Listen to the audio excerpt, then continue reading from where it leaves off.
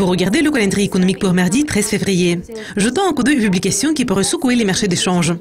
L'indice des prix à la production de la Suisse pour janvier est la première publication et elle va paraître à 8h15.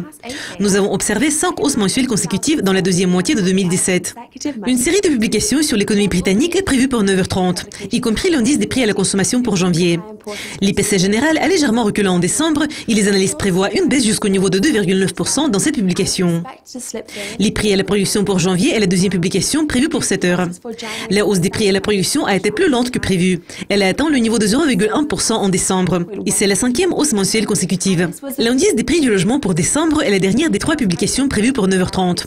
La croissance des prix est restée au-dessus du niveau de 5% en novembre. Mais elle s'est ralentie par rapport au niveau de 5,4% enregistré en octobre. Le sentiment des consommateurs Westpac de l'Australie pour février sera disponible avant 3h30. Le sentiment a augmenté de 1,8% en janvier pour atteindre le niveau de 105,1. Et c'est le plus haut sur 4 ans. Une estimation préliminaire du PIB du 4e trimestre du Japon sera disponible avant 3h50 et cela pourrait influencer le yen japonais. L'économie a progressé à un rythme révisé à la hausse de 0,6% au premier trimestre, ce qui était en ligne avec la croissance révisée à la baisse enregistrée au deuxième trimestre. Un autre événement d'une grande importance va conclure l'ordre du jour à 2h, lorsque les attentes en matière d'inflation de la Nouvelle-Zélande seront publiées. La publication précédente a montré que les prévisions de hausse des prix avaient été légèrement révisées à la baisse pour atteindre le niveau de 2%. Je m'appelle Jessica Volker. Cela conclut le calendrier économique pour mardi. Mercredi va apporter les données sur l'IPC et sur les ventes au détail des États-Unis. Donc restez avec Dukascopy TV.